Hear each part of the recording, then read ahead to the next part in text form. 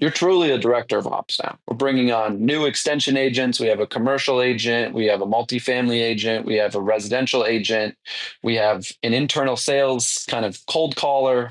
We have an admin assistant, and we have a VA. Like, you are now directing operations, but you definitely didn't start there. And I think some of that, the people that I've hired, and I really admire this in them, and like, I'm very thankful that they kind of trusted me, but like, we're not there yet. I don't want to say promise, but we're moving in that direction. And if you just trust me, I think we can get there.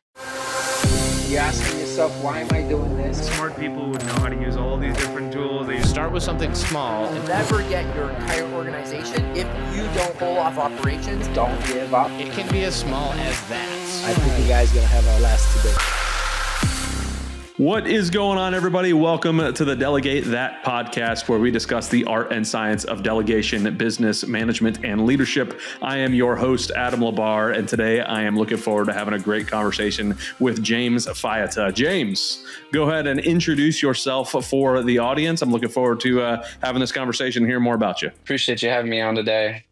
I am out of Minneapolis, Minnesota. I've been in business now for about 3 or 6.5 years, run a couple different verticals, and excited to be here as well. All right. Awesome. What are the verticals that you're running? What kind of things do you have actually in the pot? Yeah. So we have a holding company that kind of owns all of our operational companies. We call them the Revolution companies because they all start with Revolution. So Revolution Renting, which is a property management company, Revolution Construction, which is a construction company, Revolution Investing, which is investing in asset management, and then Revolution Realty, which is a commercial real estate team. Awesome. That sounds like it's some exciting times for you. Yeah, how did you kind of... yeah, no kidding. Yeah. Do you feel overwhelmed with mundane tasks that eat up your valuable time? It's time to reclaim your schedule and focus on what truly matters. Get your time back with elite remote talent without a time zone hassle. Delegate $10 an hour tasks to focus on more $1,000 an hour tasks. Schedule your free strategy call at wisevas.io. How did you get started into doing all of this stuff, right? I mean, not everybody just jumps right in and has 4 different companies that they're trying to manage at the same time. How did you get started doing all this? It didn't start that way. So I kind of fun little backstory. I thought I was going to be in IB and PE, and me and a couple buddies started a investment club, mainly to put it on our resume in college. And we were looking for guest speakers, and we had a friend of mine come in and he talked to the club about real estate, and a couple light bulb moments happened.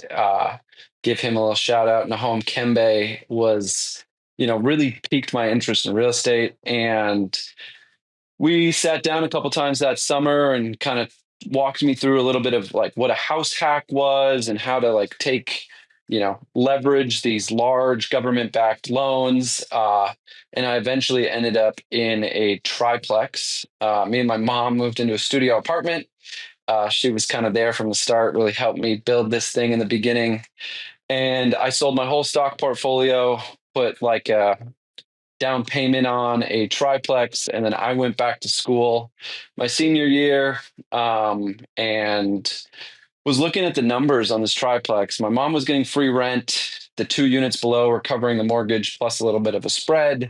And I was like, this is amazing. I mean, little did I know, she had turned into a property manager, a construction worker, a leasing manager. So she was kind of maybe artificially inflating the numbers a little bit, but I was like, there's something to this.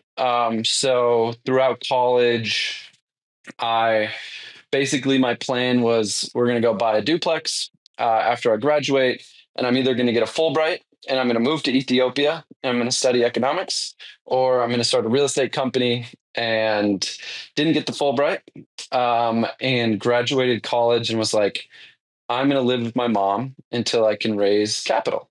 And had 5 units in a spreadsheet and sold. I was 22 years old. I didn't exactly know what I was doing, but I had a lot of gumption and had a lot of faith in the numbers.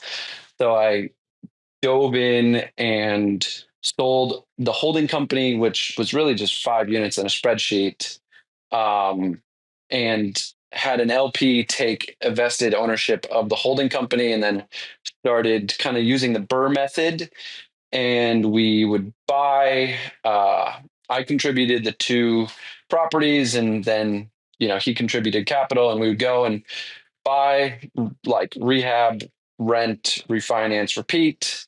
And we did that for about 6 unit or like 6 buildings, maybe 15 units, raised another set of capital, again, sold in the holding company.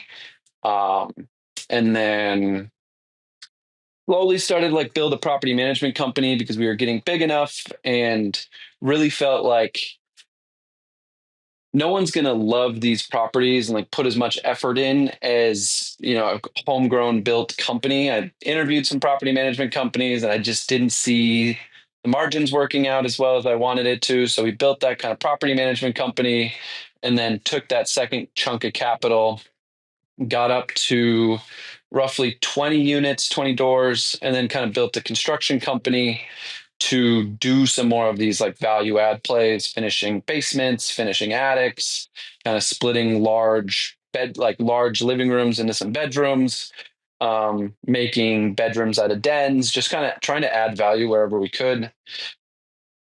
So that kind of inflection point was like, we had the property management company, we had a semi-functional construction company, and we like pulled the investment company out of the property management company. So at that point, we had about 3 companies.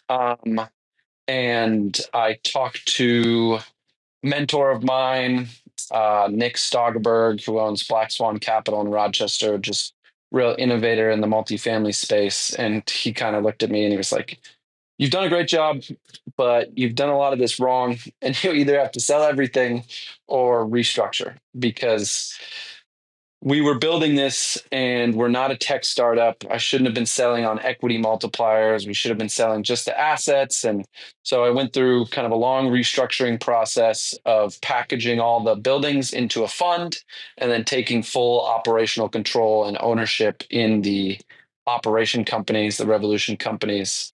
And through that, I had to cut my salary in the company. So I was like, how can one make money? Uh, just being a real estate agent. So I kind of partnered with the real estate agent, Karen Keldrick, she had helped me buy my first 13 buildings, and slowly but surely started Revolution Realty. Fast forward like 14 months, we finally got this kind of arduous, litigious restructuring done.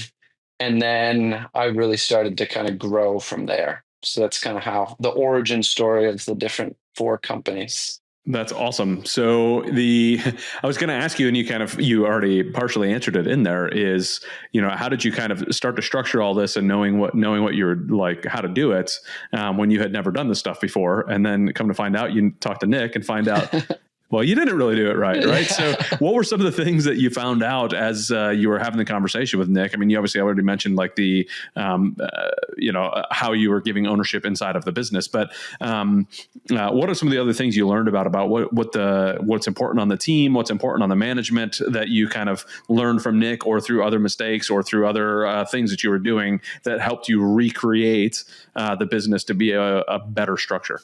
Yeah. I mean, I think the first thing that I definitely take a lot of ownership with, and like basically at that inflection point, we ripped all the companies down to the studs, and like me and one property manager were like the only people left standing. Like and I think I attributed that to be like, I was in the beginning of my college years, I thought I was going to be an IB and PE. I did a lot of that equity work. I was looking at these multipliers, and like, I thought I was going to be the CEO of this company, like, and have only my CEO hat on. And I think I hired people too quickly and tried to like delegate too quickly. And there just wasn't enough like business, or wasn't enough assets to support that. So I, you know, at the height of kind of the first version, I like to call it, of Verus Praedium Holding, or VPH, which is the holding company. We had 4 or 5 construction guys, a tech guy, a property manager, and a director of construction, and a property management VA. So we had like 9 to 10 people, and we had 32 units. And it was like, what are we doing?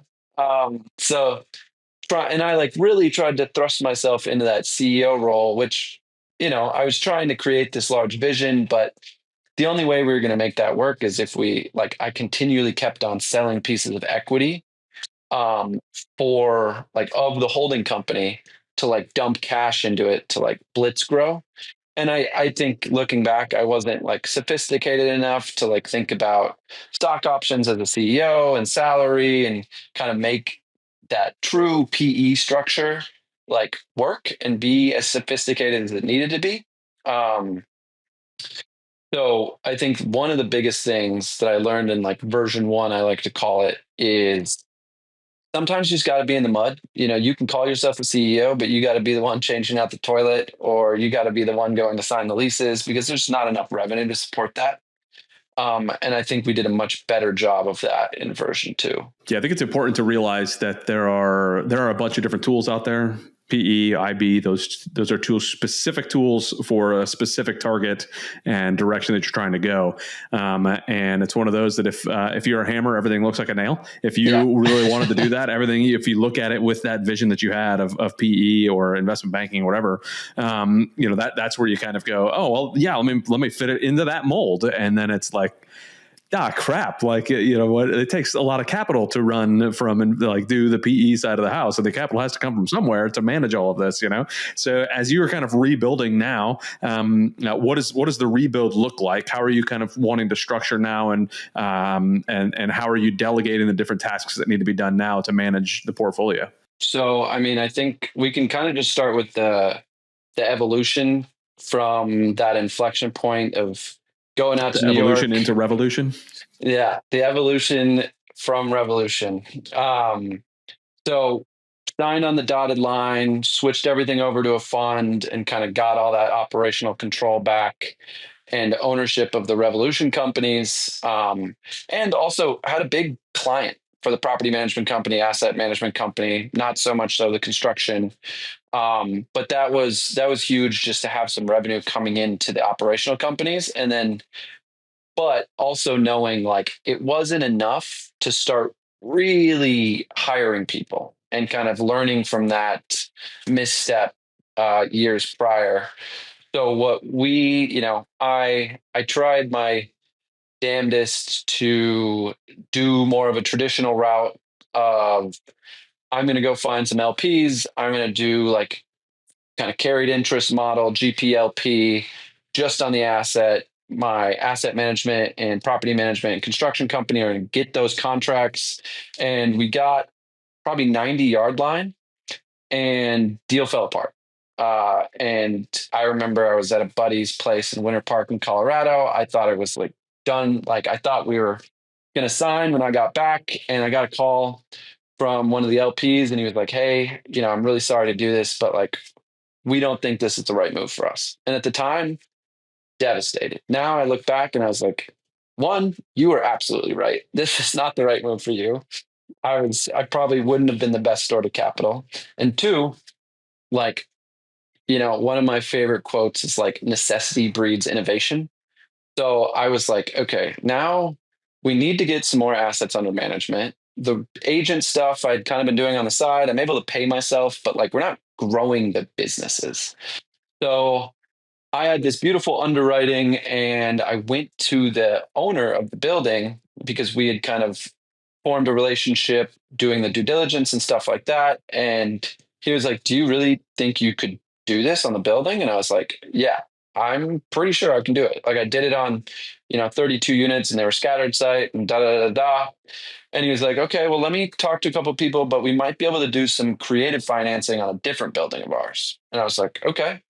And I, stayed up long hours, tried to come up with this super complicated scheme of like, how can I turn one unit and get 2.5% equity in the building, and every unit I do rehab on. And a buddy of mine connected me with a great contract lawyer out of Tennessee, Lindsay Hobbs.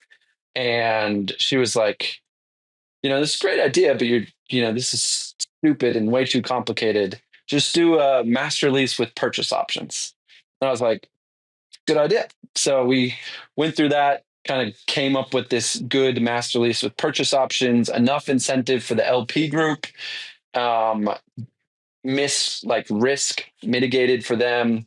And then we took control of that asset. And now we have, I got a little bit of agent income coming in. So I was more the construction manager at that point. We did have a full-time property manager with a VA, but it was, now we have 17 more units, about 40 doors, and it's me being the construction manager, an agent, doing all the asset management, talking with the bankers, and then having a property manager and one VA. And it's like, okay, this is tight. There's enough revenue to support this. That project goes well, take on another one of those. So it's about 15 units, same structure. Then we hire kind of another property manager, property management VA. So now we have a little bit bigger team, but it's growing more naturally as AUM grows. And then I was kind of like, okay, we're at this point and let's just kind of stabilize this. And then the real estate agent stuff really started taking off a little bit. A couple of months prior, I met my now director of operations playing basketball at Lifetime and kind of grew that business as an agent, never thinking about it like I wanted to be the agent, but more of that CEO mindset. And maybe I was falling into some similar pitfalls, but we did it a little bit more naturally this time around. Yeah, I mean, there was a lot in there that I really appreciate that you kind of walked through. Now, there's one thing that really stuck out to me is that you started to already learn a little bit more about when to hire and when to bring folks in, but it sounded like you still wanted to take on some of the role yourself, as far as like, oh, well, let me figure out how to do this structure and how to do all these things, and then you find somebody like, I think you said her name was Lindsay Hobbs, who was like, now, how about this, right? So this was a key to me in thinking about like, always have a specialist that you can go to, that you can rely on. And that is something that works in all aspects of business. And now you also added on to that you have your director of operations that you just had. So now you're finding another specialist to run the operation side of the house. And you're finding a specialist for each property to be the property management from the VA side of the house. How did you kind of start to figure that out? I'm semi sarcastically slapping you with the Lindsay Hobbs thing, right? Because you accidentally stumbled across that person. But these other things you're purposely putting in place. And sometimes it's hard to see outside of that for the things that you're doing to just start to let go. But how did you start to figure out, okay, when I bring on another property, I'm going to get another VA. And when I bring on this, I'm going to bring in this. Right? So you sound like you're much more methodically going through as you're bringing on assets, as you're growing, bringing the right people in. How did you come to that realization that that's how you needed to work it? You kind of prompted this thought in me, and something that I realized that I did well with kind of the rebuilding, and not everything was perfect, and I won't get into all the mud, but like, especially with my director of property management now and my director of operations for the real estate agent business, I really tried to cast this like wide vision and be like, we're growing and we're getting there. And like, this is what it's going to look like. But right now we're not there. And I need your help to do this. And you're not going to be able to start in that director of operations role because it's just me and you. Like, there's no operations to direct. So the director of operations for the property management company, she was definitely overqualified. And I was like, we're going to get there, but you have to start as the property manager. And I know that you're probably more than that. And, same for the director of operations for the agent business. It was like, he quits this pretty high paying tech job. He's got a undergrad degree from Wisconsin in neurobiology and economics. And he became my real estate agent assistant. Like, and it wasn't about the title. It wasn't about like, it was kind of like, hey, we're going to do this and we're going to build it. And it's not going to be sexy at first. And slowly but surely, we'll kind of pivot to the agent side of things because that's kind of artificially grown over the last year and a half.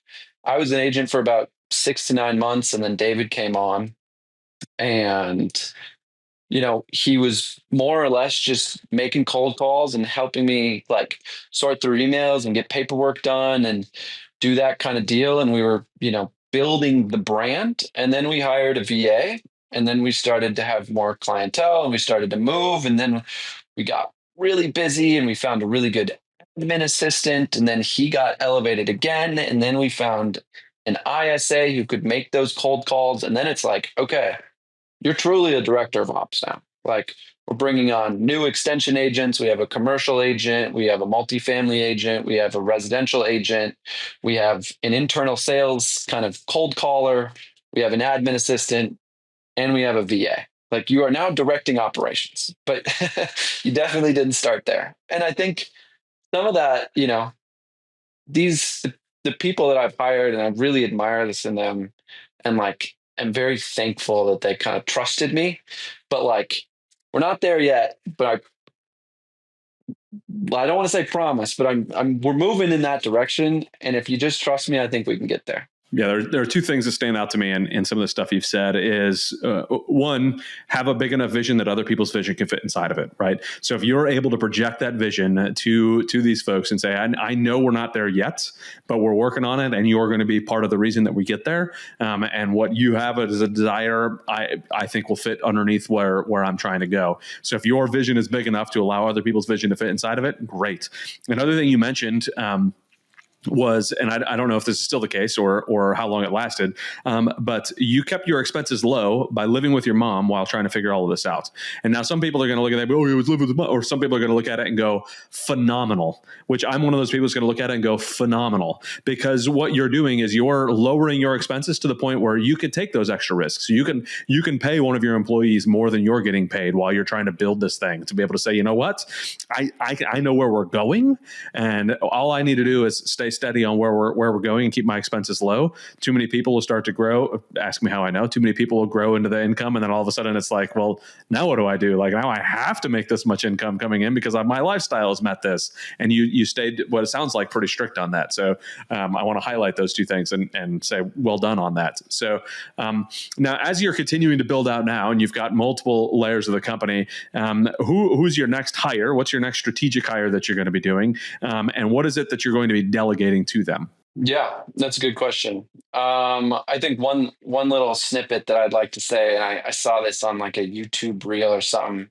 and it was like, people don't really understand what entrepreneur broke means. 9 to 5 broke, maybe you're spending your money before you get your check, and you get your check and you got $17 left in your bank account, but you still got money coming in 2 weeks. Like, entrepreneur broke, like you're broke, like everything's in the companies. So having that like low spend, like that, not necessarily needing a lot of money to support your lifestyle. I think that's one of the things that's kept me from imploding by taking these big swings and hitting on some, but really messing some up. Like, I no longer live with my mom, but I live in a duplex that the bottom unit pays for the whole mortgage. And we run a pretty big organization now, and I'm still a little bit like, can I go and spend more money? Like, can I go and so this is a tidbit I wanted to add. And I saw it like lifestyle encroachment. Lifestyle creep. Lifestyle creep is what kills like 55% of new businesses or something like that. Not surprising at all. But getting back to your question, yeah, I think looking at all the different verticals, honestly, we took a big leap about 3 months ago.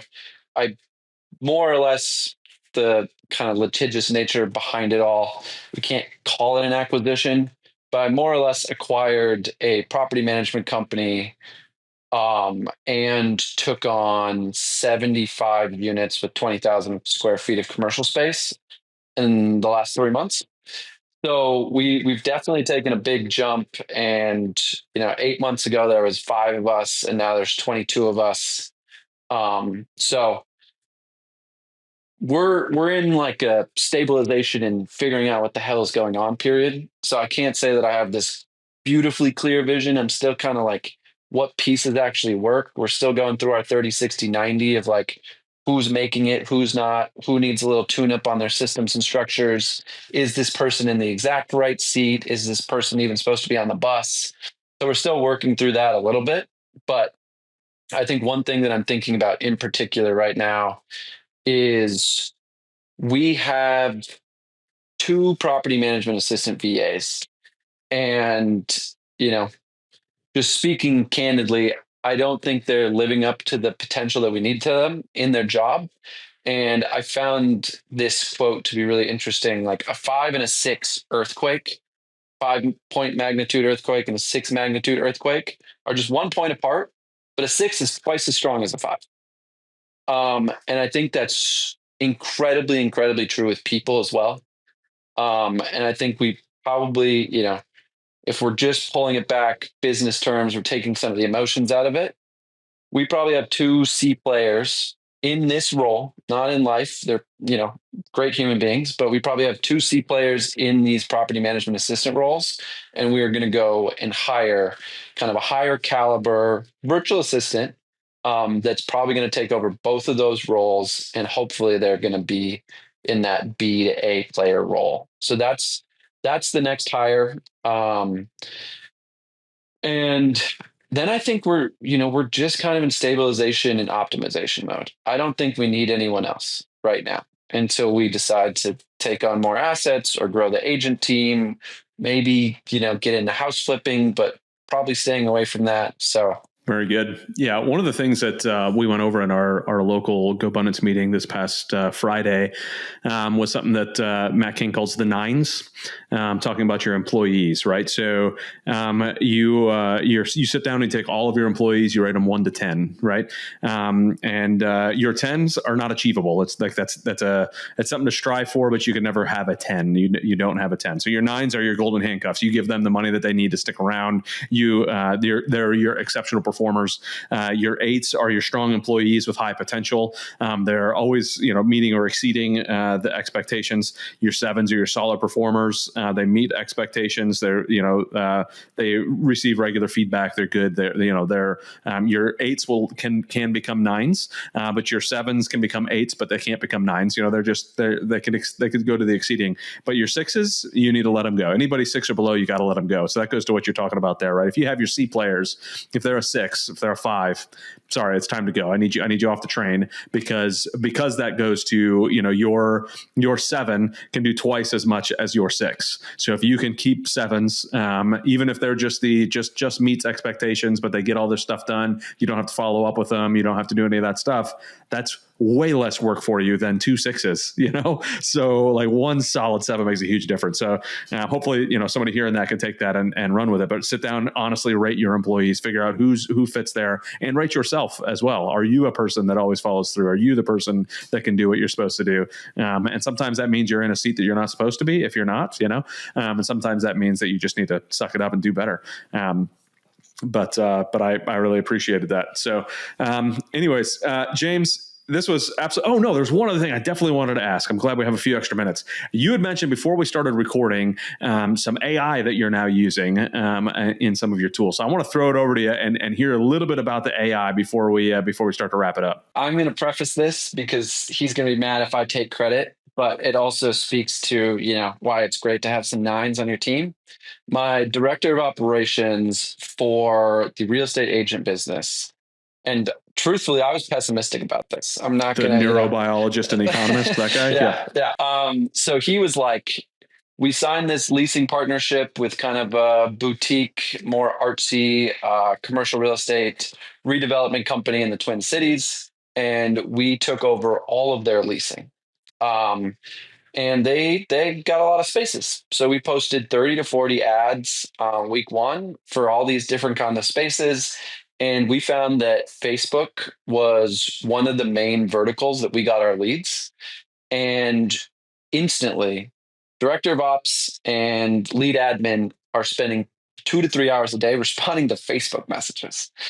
And David was like, yeah, there's got to be a better way for this. Like AI is coming. So he goes on to N8N, which I like to call it like the Squarespace of AI workflow building. You don't have to do all the coding yourself. It's not WordPress. It's not C++. There's kind of these pre-built modules, but you still got to design it.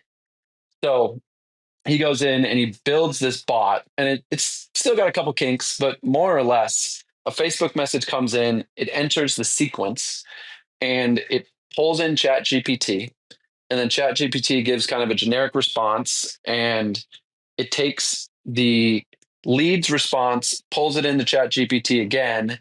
ChatGPT opens our Google Sheets, and the Google Sheets have all the information about all the available units, pricing, square footage, when they're available, any kind of questions you may have. And it takes that knowledge and it pulls it back and spits it out into the Facebook Marketplace thread. And then it comes back in and it stores the memory. So like it continuously evolves on these conversations and gets better at answering, especially as we grade responses. And then it will go in and ask for a certain amount of criteria that will like vet the lead to make sure that they have the financial capabilities of actually leasing the space. Once those checks are done, it will then go back into the N8N sequence and open up our Google Calendar for our commercial agent who has his calendar links open, and it will ask them when they're available based on when he's available, and then it will book and schedule a time. And there's no communication with Facebook leads besides when there's an error, and then it will open up Google Chats and send David or Savannah, our lead admin, a message saying, hey, I don't know how to respond to this. And he'll go respond. Insanely awesome. It's beautiful. It's truly beautiful to watch. Yeah, that is really cool. So N8N is definitely a tool. I definitely wrote that down. I'm going to have to go take a look at that to figure out. And is that something that, it comes at a cost, I'm assuming? I mean, again, we're on the Delegate That podcast. I didn't build it. I don't know the cost. I don't know, how it, like I have a basic understanding of how it runs, but David did it. And I was pessimistic. I was like, you got a lot of work. Are you sure you should be doing this? And he was like, just trust me. And I was like, all right. And he built it and it works. And I can't answer the technical questions because I didn't do it. There you go. And he said, don't ever doubt me again. That's what happened. Yeah. That's awesome. Like you said, it's good to have nines on the team who are exceptional performers and punching above their weight class. So that's awesome. Well, I'm really glad that I did not forget to ask that question. I almost did, but I'm glad I did not. But James, it was really awesome to get to have you on here, hear a lot about what you have going on, learn a little bit of the processes that you've gone through. Well done on kind of figuring out where some mistakes were, picking it up, tearing it down, pick it back up and figure it all out. That is, I think, just a nonstop thing inside of the entrepreneur world that we all have to work on, and not be afraid to say, hey, I screwed that one up. Let's go ahead and restart. Let's go ahead and do something different. Because I think that's the only way that we're going to get to learn and grow at a acceptable pace. So James, if folks are hearing you and they want to get a hold of you for one reason or another, maybe they're in the area and they've got, they're like, man, I really think this guy would be great for my property management, or I'd love to invest, or whatever the case may be. What is the best way for folks to reach out to you? Yeah, I think it's probably just Googling Verus Praedium Holding. It's VerusPraediumHolding.com. It's a little bit of a mouthful. Verus Praedium Holdings. Okay. Verus Praedium Holdings. It kind of outlines all the Revolution companies. It gives some emails to get in touch with different people. If you don't want to talk to me, if you just want to talk to the people that actually run the show in those businesses, you can reach out to them directly. That's the best place to get a hold of myself or contact any one of my companies. Awesome. Well, again, James, thank you so much for jumping on. Thank you, everybody, for listening. Please share this with somebody that you think is going to get some use out of it, which will be just about anybody in the entrepreneur space, I'm sure. Please comment below. Let us know what your favorite part was. If you are not already subscribed, definitely make sure you do that. The algorithm says that helps us. So please like, subscribe, all of that. James, again, thank you. And we will see everybody on the next show. Appreciate it. Thanks for having me.